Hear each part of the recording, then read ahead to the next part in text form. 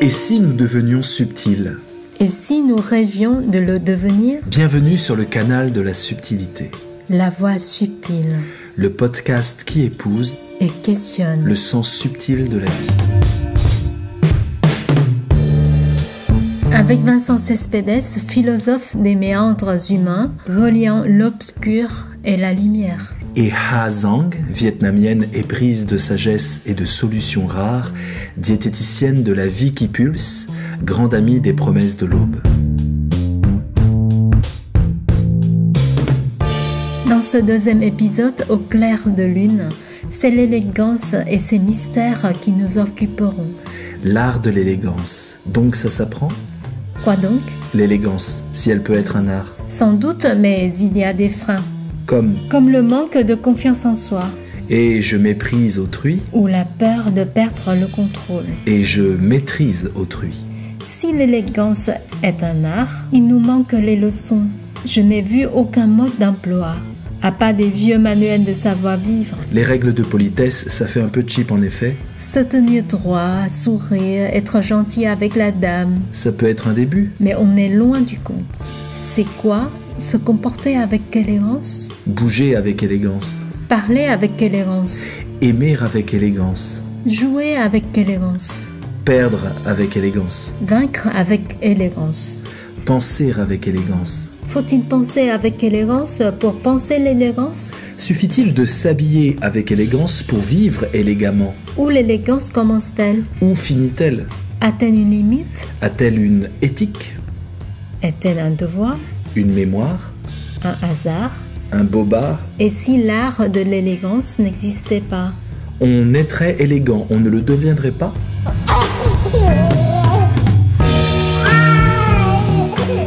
Un bébé mimi tout plein, est-il élégant ? Il est charmant, mais il ne le sait pas. Charmant comment ? À croquer. Justement, l'élégance ne se croque pas. Elle se remarque. Elle s'admire. Elle rayonne. Elle se jalouse. Il y a des jaloux partout. En tout cas, elle ne jalouse pas. Ou alors, ça ne doit pas se voir. L'élégance qui trie. L'élégance qui triche. Qui donne. Qui embaume. Qui émerveille. Qui éblouit.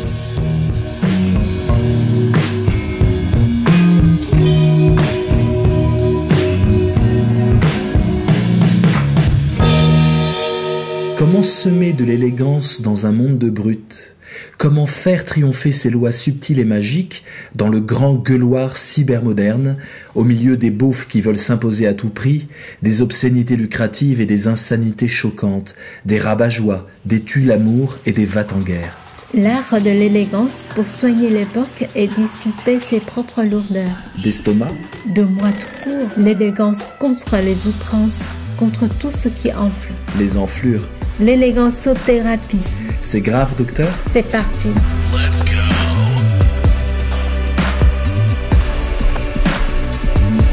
La voix subtile, le podcast qui épouse et questionne le sens subtil de la vie. Let's go.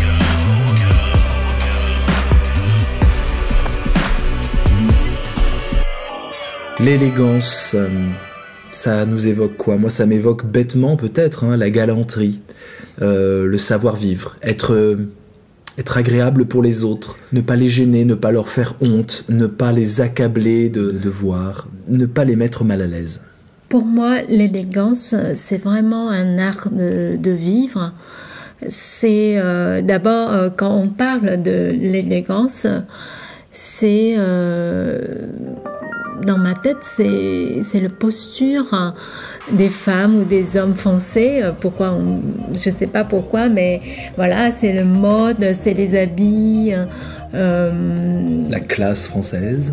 Ouais, c'est connu dans le monde entier, mais je pense que par exemple les Japonais, il y a une époque, la fièvre du style français, la façon de s'habiller, de réagir, des gestes, et même la façon de parler, tu vois, pour moi c'est un style.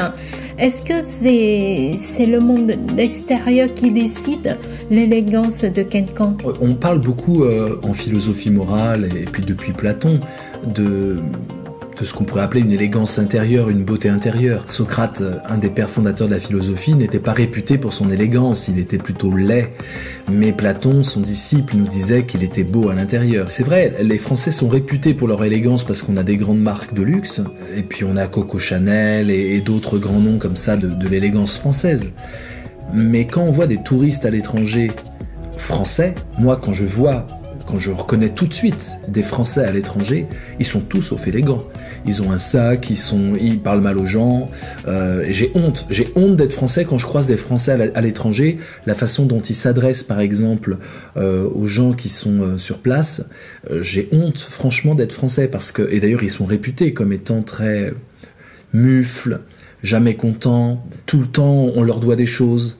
Il y a cette idée du consommateur. Le consommateur n'est pas élégant finalement. C'est quoi le consommateur ? C'est la posture de j'ai des droits, j'ai payé, j'attends que le service soit à la hauteur, sinon je gueule. La menace que fait le consommateur lorsqu'il est déçu, c'est râler, c'est la colère, c'est gueuler, c'est montrer son mécontentement. Donc dans le pacte même de l'idée d'être consommateur, est compris l'idée que tu dois gueuler, tu dois faire preuve d'inélégance avec l'autre si jamais tu es déçu de l'offre qu'on te donne ou du produit que tu as acheté.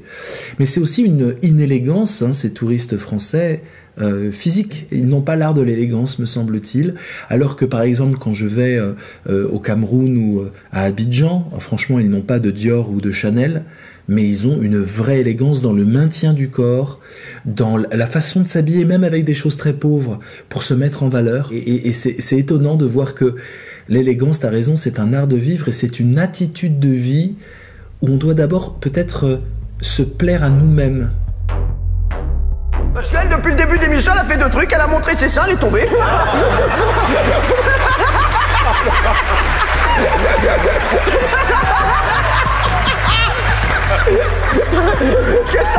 Qu'est-ce que t'as fait aujourd'hui dans l'émission ? Bah, j'ai fait des lunettes avec du rouge à lèvres, je suis tombé, j'ai montré mes seins, puis j'ai dit que je servais à rien. Merci. J'ai fait vous l'appelez dans le Luc. Bah, de départ. Parce que si vous voulez aller dans le Luc, c'est votre problème. L'élégance à la française, Olivier Mine. Donc la vraie question, c'est que l'élégance est à l'extérieur ou à l'intérieur.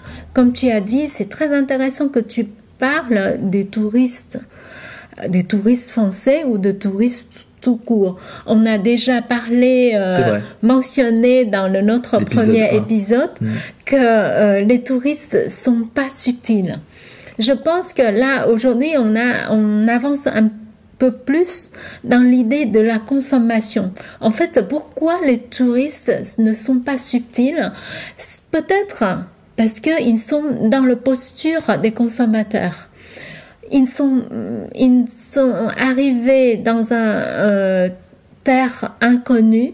Normalement, c'est pas pour ouvrir à l'autre. C'est pas pour découvrir une autre culture ou être avec des autres gens dans la curiosité humaine, mais ils sont là pour consommer. C'est ça l'idée. En fait, on tient quelque chose d'intéressant, c'est qu'on peut répondre à notre thèse. Dans le premier épisode, c'est que les touristes ne sont pas subtils. Pourquoi ? Parce que ce sont des consommateurs. Deuxième chose, les consommateurs ont toujours une posture de roi, entre guillemets. Ça veut dire que être supérieur aux autres, embêter l'autre ou même aller jusqu'à insulter l'autre quand il paye et il demande quelque chose. Et en vietnamien, il y a un proverbe mua mâm thì đâm cho thùng. Ça veut dire qu'on achète un plateau. Le vietnamien mange toujours sur un plateau, tu vois. Oui. C'est un mâm, c'est pour mettre les nourritures, pour manger ensemble autour d'un plateau. Oui, l'idée, c'est que quand tu achètes un plateau qui est à toi, donc tu peux faire tout ce que tu veux, tu peux les traiter mal, tu peux traiter mal les vendeurs. En fait, ça te permet de devenir quelqu'un de très arrogant. Ça, c'est vraiment anti-élégant. Anti-subtilité. Anti-subtilité. Et pour moi, du coup, je pense que l'élégance, c'est vraiment quelque chose de l'intérieur. Même si tu t'habilles bien, tu mets les Chanel, Dior ou même un sac Hermès, si tu n'es pas dans l'ouverture vers l'autre, si tu es dans le posture de consommation, et tu peux jamais devenir élégant.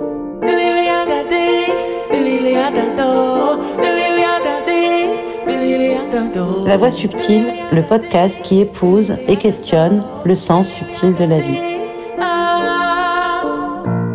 Je pense à un roman qui s'appelle L'élégance du hérisson, qui a fait le succès de l'année 2006. Ça raconte l'histoire d'une concierge, pas du tout élégante à l'extérieur. Vraiment, elle s'occupe de la saloge, il n'y a que des bourgeois dans l'immeuble. Et par contre, elle a une culture et une intériorité extrêmement magnifiques, si jamais on va la voir, cette intériorité. Il y a un japonais et une adolescente qui vont accéder à son élégance intérieure, mais extérieurement c'est comme un hérisson, c'est-à-dire que elle donne pas envie d'être caressée, d'être touchée, elle a des piquants. Donc je te propose une définition, parce que pour penser l'art de l'élégance, il faut qu'on réfléchisse à essayer de définir qu'est-ce que c'est l'élégance, parce qu'on ne va pas dire que l'élégance c'est la subtilité, sinon notre voix s'appellerait la voix de l'élégance. J'ai l'impression que l'élégance, c'est de la subtilité vis-à-vis de soi-même. C'est-à-dire que l'élégance, c'est être subtil avec soi. Je peux penser comme un consommateur, mais si j'essaie de penser en étant subtil pour moi, pour ma façon de penser, eh bien je vais devenir élégant. Et ça va se voir, ça va jaillir, ça va transparaître. Quelqu'un qui s'habille, prenons le cas des habits parce que c'est vraiment parlant. Je peux être complètement pas subtil avec moi-même, mais m'habiller avec du Dior, du Chanel et du Courrèges. Eh bien, j'ai l'impression que je ne serai pas élégant. Quelqu'un qui s'habille avec du Dior et du Chanel n'est pas forcément élégant. Il peut être bien habillé, il peut correspondre à une certaine classe sociale. Les gens peuvent se retourner dans la rue et dire « Waouh, magnifique, ton pantalon, ta veste, c'est sublime ». Mais c'est pas que ça l'élégance, c'est comment il porte cette veste. Quelle est la position de son corps ? Quelle danse il fait dans ses vêtements. Et du coup, ça, c'est de la subtilité vis-à-vis de lui-même. Si je ne suis pas subtil quand je porte du Chanel, si je suis grossier, si je veux frimer, si je veux qu'on me prenne sur Insta, etc., je ne vais pas être élégant. Donc j'ai l'impression que l'élégance, c'est l'attitude de subtilité avec moi-même. C'est prendre soin de soi-même dans sa façon de penser, dans sa façon de manger, dans sa façon d'être avec l'autre aussi. Qu'est-ce que tu penses de ça? L'élégance comme une subtilité de soi à soi. Mais comment tu peux définir quelqu'un qui est vraiment accord avec soi-même? L'idée, c'est pas d'être raccord avec soi-même, c'est d'essayer de se faire du bien à soi. C'est-à-dire que je vais bien m'habiller et bien me coiffer parce que j'aime me voir comme ça, moi, dans le miroir. On parle par exemple d'une démonstration élégante ou d'un jeu d'échecs élégant. Je vais essayer de mettre de la poésie dans ma vie parce que je me délecte de cette poésie. Je vais arranger chez moi, non pas parce que j'accueille des gens, je vais arranger chez moi parce que je veux être bien chez moi. Et du coup, je vais soigner ce fauteuil, ce coussin, cette couleur pour mes propres yeux avant de penser à l'autre. C'est pas une négation de l'autre, c'est de dire d'abord il faut que les choses me fassent plaisir, il faut que ça me contente, il faut que j'arrange ma vie comme une œuvre d'art pour moi-même. Je suis le premier spectateur de ma vie. Mais si quelqu'un qui n'a pas de plaisir de bien s'habiller, de bien ranger chez eux, comment tu peux l'emmener vers l'élégance? C'est une bonne question. Il faut prendre les autres comme un point de repère, en fait. Avant me faire plaisir, je dois penser aux autres.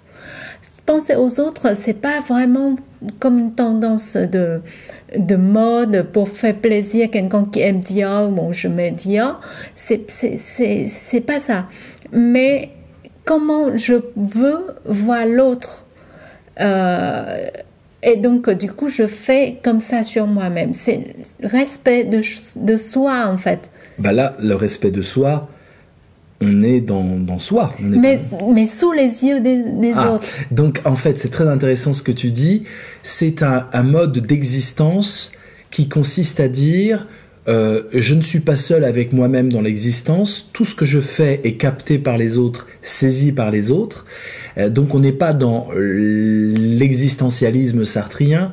Jean-Paul Sartre nous dit que voilà, l'être humain, contrairement à l'animal qui est programmé pour devenir un hérisson par exemple, pour faire une blague, l'être humain lui peut choisir par ses actes, par sa volonté, il peut choisir ce qu'il va faire et donc il choisit sa vie.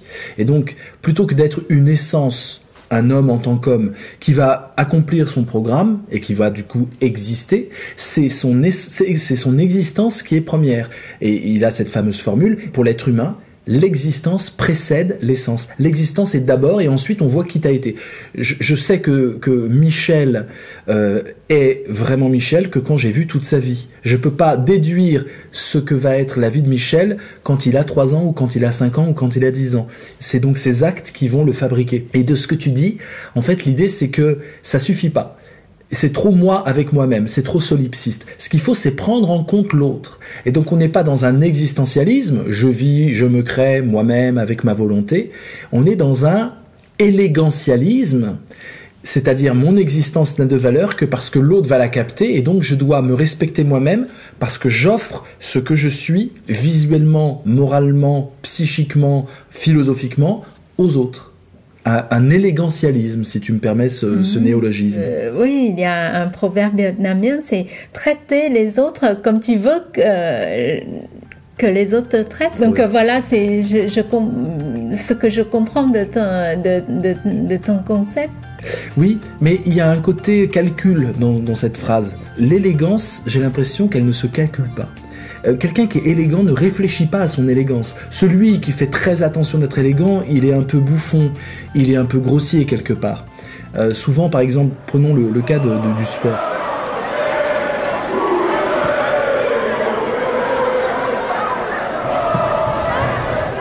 Un sportif, ça peut être performant, il réussit à faire des performances incroyables, il est champion, mais un sportif peut être qualifié d'élégant. On lui demande pas ça dans le sport, par exemple le football. Quand on dit qu'un footballeur est élégant, on ne dit pas simplement qu'il est bon et qu'il marque des buts. On dit il est aérien, il est léger, il est fascinant, il danse avec la balle. Et souvent les surnoms qu'on lui donne, c'est un prince, c'est un dieu, c'est une perle, la perle noire par exemple s'il a la peau foncée. Cette idée d'avoir une sorte de noblesse, de ne pas se contenter d'être vulgaire, voué à ses pulsions, j'ai faim, j'ai envie d'être entouré, dépasser ses pulsions avec une sophistication, avec un détachement par rapport à ton être pulsionnel, par rapport à ta partie animale. Une sorte de noblesse, on parle de noblesse d'âme, noble d'âme. Mais pour moi, il n'y a pas beaucoup de calcul là-dedans. Il y a une école en fait. C'est pas une cancune, mais c'est un apprentissage, une école vraiment à apprendre à faire des belles choses. Pour moi, on n'en est pas élégant, on devient. Je pense que quand tu étais petite, tes parents t'apprennent comment on doit tenir à table, comment on doit dire bonjour monsieur. Les règles de politesse, les règles de courtoisie. Oui, et du coup, ça entre en toi. Et quand on a dit qu'on doit réagir avec les autres comme tu veux que les autres te traitent, l'idée c'est le don. En fait, l'idée, c'est très à l'intérieur. Donc, les joueurs de football, comme tu viens de dire, quand ça devient prince, etc., pour moi, il y a un don dedans. Un don aux autres. Quand tu penses profondément aux autres pour leur faire plaisir, du coup, ton corps bouge à cette manière, à ce rythme, tu vois. Enfin, quand tu fais un sourire, mais vraiment élégant, il n'y a pas de but, il n'y a pas de conscience. C'est dans l'inconscient, tu incarnes parce que tu aimes les autres, parce que tu veux donner. C'est intéressant. C'est-à-dire que il y a deux niveaux. Il y a le niveau je veux faire plaisir aux autres. Mais je crois que le footballeur, il n'est pas élégant pour faire plaisir aux autres. Je pense qu'il veut se faire plaisir à lui-même. Moi, je reviens à ma définition. L'élégance est une subtilité par rapport à soi. Par contre, dans ce que tu dis, et là, ça me fait avancer, il y a aussi j'aime profondément les autres. Et je n'y pense même pas tellement c'est profond. C'est pas je fais attention à la dame, je lui parle bien. Je fais attention au spectateur et du coup je fais des dribbles au football qui sont magnifiques. Mais tout ce que je vis, tout ce que je fais est dédié aux autres, est fait pour inspirer les autres. Je veux augmenter la subtilité du monde par mon comportement. C'est peut-être ça aussi l'élégance, une subtilité que je veux voir partout. Et donc je suis un exemple, et je dois être exemplaire dans ma subtilité vis-à-vis de moi-même pour inspirer les gens à être aussi subtils par rapport à eux. Mais je mettrais plus du côté de l'inconscience, l'élégance, que de quelque chose de calculé. Je pense que c'est le fruit d'une culture, je pense que tu as raison, on devient élégant. Une petite anecdote toute simple. Ma mère m'a donné une grande leçon d'élégance. Un week-end, elle me dit « Vincent, je t'offre la plus grande glace de ta vie. On va dans un grand restaurant et j'ai le droit à une glace superbe, mais avant, il faut s'asseoir au restaurant. » Donc on entre dans un café qui fait des glaces et je choisis bien sûr la banquette. Je dois avoir 8-9 ans. Moi, la banquette, on est mieux assis sur une banquette. C'est moelleux et en plus on voit la rue. Et elle était censée se mettre sur la chaise avec le mur en face et moi en face. Elle me dit « Non Vincent, il faut que tu me laisses la place. » Et j'ai pas supporté. Je trouvais ça injuste. Moi je veux la meilleure place, pourquoi je devrais te la donner à toi ? Et j'étais égoïste et elle m'a donné une grande leçon. D'ailleurs, elle n'a pas cédé, ce qui est rare parce que ma mère, elle n'est pas tellement dans l'autorité. Elle m'a dit « Vincent, c'est ça la galanterie. » Alors elle mettait le mot galanterie, mais en fait, galanterie et élégance, c'est de l'élégance, puisque maintenant, j'ai compris bien la leçon. Et même si je suis avec un garçon ou avec des amis, je leur laisse toujours la meilleure place. Celle qui permet d'avoir la meilleure vue, celle qui n'a pas de courant d'air, celle qui a un dossier confortable. Mais c'est vrai que c'est passé par un caprice de ma part. Je ne pouvais pas accepter. L'enfant, naturellement, il veut que le meilleur lui revienne. Et il doit apprendre à donner, tu as tout à fait raison, à donner le meilleur à l'autre. En fait, c'est intéressant parce qu'on fait un tour et on revient au mot. Donc, c'est intéressant aussi ton souvenir, ton histoire. Et que je me souviens aussi, quand j'étais petite, on était dans la pauvreté absolue. Et tout ce qu'on mange, mon frère et moi, il faut qu'on partage à deux. L'élégance, pour moi, c'est qu'on doit toujours... Enfin, quand on coupe en deux quelque chose, un morceau de pain ou de gâteau, on doit toujours laisser l'autre choisir la part qu'il désire. Donc, oui, comme ça, c'est vraiment vis-à-vis de l'autre. C'est avec l'autre que tu deviens élégant. Si tu es tout seul avec toi-même, l'élégance n'existe pas en fait. C'est vraiment à regard de l'autre que tu deviens élégant. Et tu dois apprendre parce que tu sais pas, tu peux pas déterminer que tu es tout seul chez toi, que tu nettoies bien ta maison, tu organises bien ta vie tout seul. Mais quelle est la preuve que tu es élégant en fait? La subtilité doit servir à quelque chose. Mais est-ce que c'est quelque chose, un besoin fondamental, d'après toi? En tout cas, ce qui est sûr, c'est que notre humanité dépend de cette élégance-là. On est proche du barbare, hein, on est proche de l'être violent si on ne fait pas preuve d'élégance. Ça me rappelle Robinson ou les Lames du Pacifique de Michel Tournier, qui reprend le mythe de Robinson, hein, l'image donc de l'homme qui a perdu toute civilisation.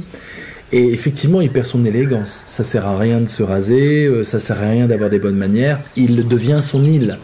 Il prend des bains de boue, il devient comme un cochon dans la boue à rêvasser. Et ça, on l'a vu avec le confinement, le grand confinement qu'on a vécu en France en 2020. On arrêtait de se laver, on était en t-shirt toute la journée, même au télétravail, il fallait faire un effort pour... Comme les touristes. Comme les touristes, voilà, on était des touristes dans notre propre appartement. Et c'est vrai que c'est à partir du moment où le regard de l'autre arrive que tout d'un coup, je vais objectiver le monde. Le monde, sinon, il devient l'extension de ma subjectivité.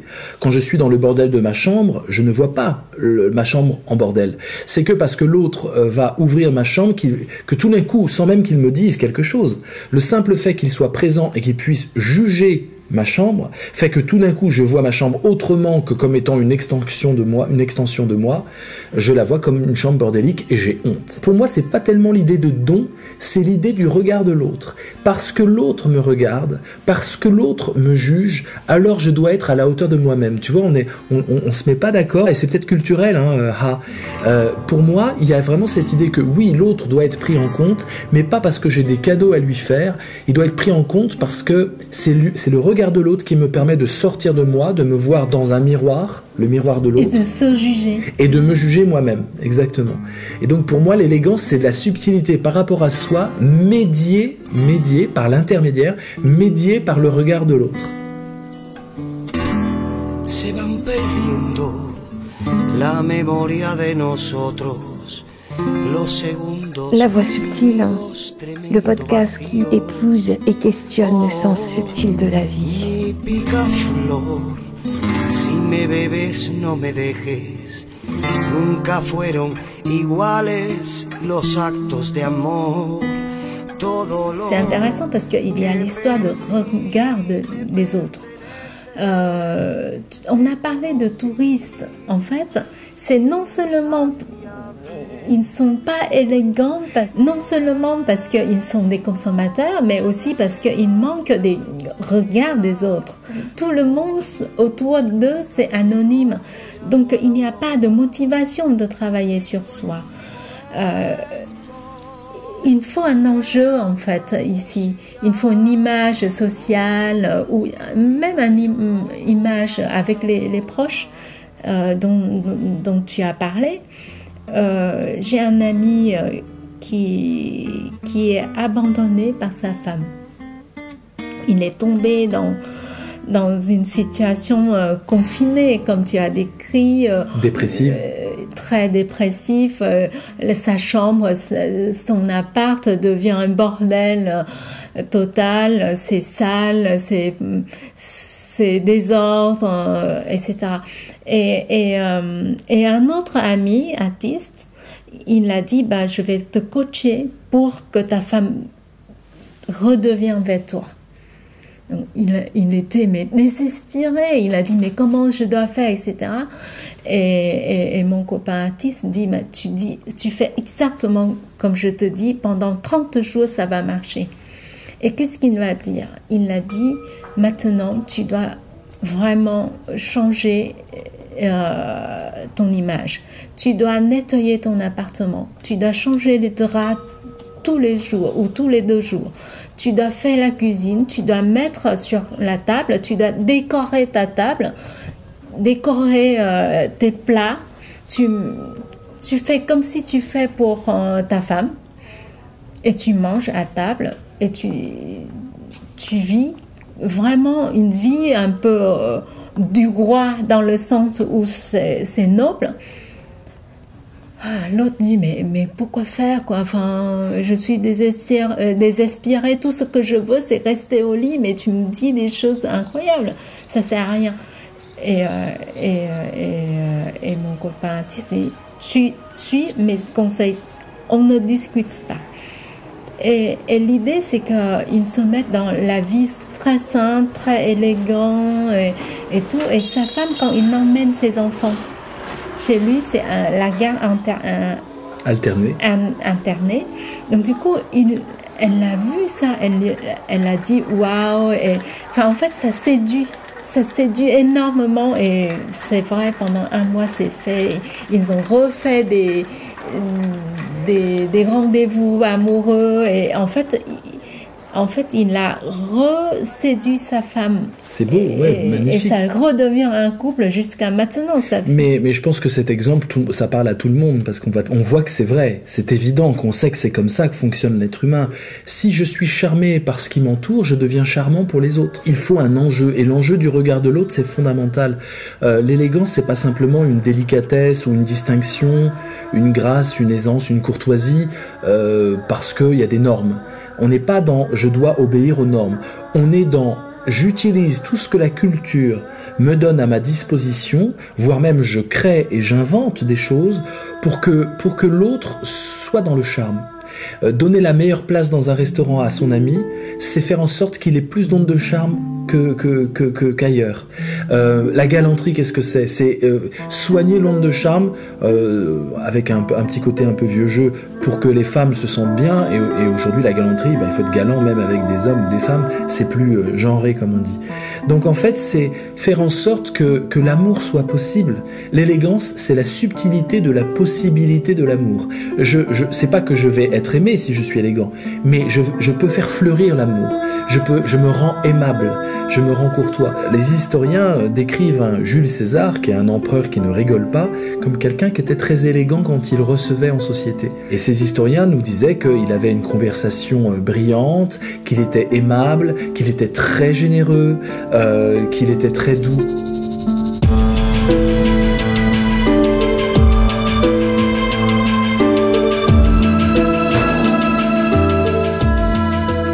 Et il y a des traités dans l'Égypte pharaonique, il y a un traité de l'art de savoir-vivre, donc ça remonte à des milliers d'années, et c'est intéressant parce qu'il distingue si tu reçois quelqu'un de petit à ta table ou quelqu'un de plus grand que toi à ta table. Si tu reçois quelqu'un de grand à ta table, tu dois ne pas le brusquer, tu dois manger ce qu'il te donne, tu dois pas trop regarder dans tous les sens, parce que sinon tu vas te disperser, et tu vas disperser ce que les Égyptiens appellent le ka, c'est-à-dire l'énergie du double.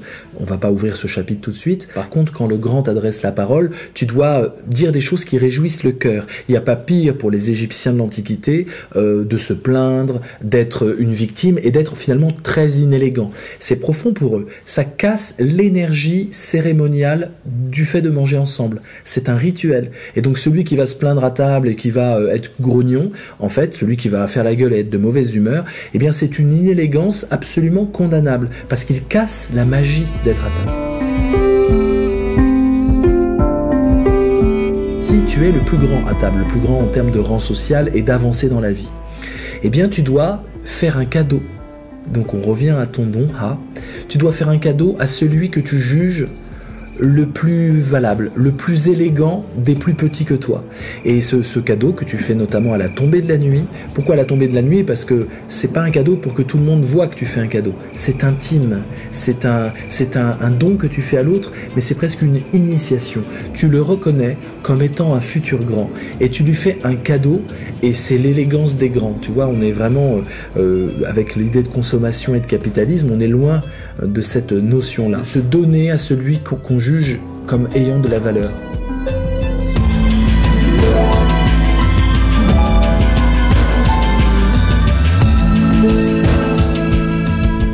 Je pense que de tout ce qu'on a dit, on arrive à quelque chose de, pour moi, essentiel, intéressant, c'est la relation humaine, en fait, le lien.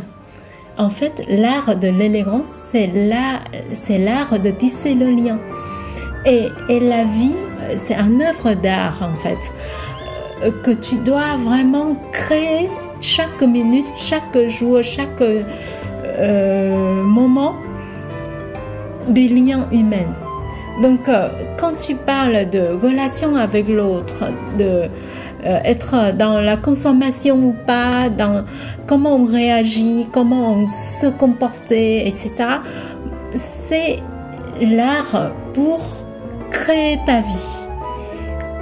La matière de l'art, comme la peinture, c'est les lunes, l'art pour faire des poèmes, c'est les mots, et l'art pour créer ta vie, c'est le lien humain.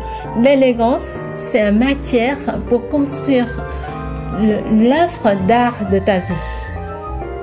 Et comment on connecte ça à la subtilité? La subtilité ici, c'est qu'on ne voit pas des choses comme ça. Normalement, on ne voit pas que la vie, c'est une œuvre d'art, en fait. Et l'élégance, c'est une matière où tu peux construire ton œuvre d'art qui est ta vie. Et quand on pense profondément comme ça, la subtilité est en dessous. Les gens pensent que c'est naturel, c'est comme ça. Mais toi, tu es dans la création extrême. Tu peux vraiment être conscient de ta propre vie et avoir une jouissance de création en vivant.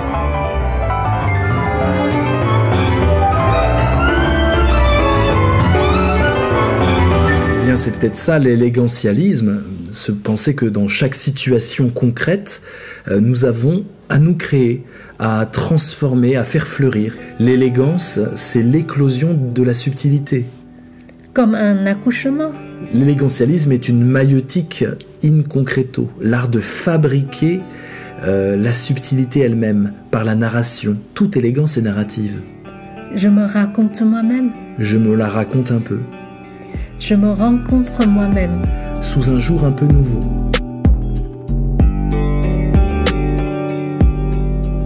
Je fais un pas vers l'avenir. C'est la hype. C'est tendance. C'est faire demain et défaire ce qui dans le passé n'a pas ou plus d'avenir. L'élégantialisme est un avenirisme. Se distancier vis-à-vis de soi-même. Et des autres. Le dandy serait élégantialiste s'il ne voulait pas à tout prix mépriser les conventions sociales. En effet, car l'élégantialiste n'est pas anticonformiste. Il est transconformiste. Il nous fait passer d'un conformisme déjà là à un conformisme en devenir, qu'il crée, qu'il annonce ou qu'il rend possible. L'élégantialiste est un dandy subtil. Il ne veut pas faire de scandale, il veut faire de la magie. Il ne cherche pas à manipuler, il cherche à émanciper. Il ne veut pas des esclaves, mais des êtres talentueux, des créateurs géniaux, des formules inspirantes, en quête de prodige, non de prestige. Reste à savoir comment. Ce sera notre 3e épisode. Oser la magie. Retrouvez tous les épisodes de La Voix Subtile sur toutes les plateformes de podcast dans les liens en description. Un grand merci Vincent pour tes musiques et ta réalisation de haute voltige. Notre duo m'inspire, cher Ha. Aux élégantialistes qui nous écoutent, si vous avez apprécié cet épisode, pensez à nous laisser des cœurs et des commentaires et à le diffuser à peu près partout. J'aime la formule. Formule magique. Ça, c'est pour l'épisode 3. D'ici là, portez-vous bien. Au sens fort de l'expression. Avec allure. Avec élégance. Avec classe et subtilité. À bientôt, chers amis de l'esprit de finesse. À bientôt, chers complices de la non-violence. Et d'ici là, rendez délicatement heureux.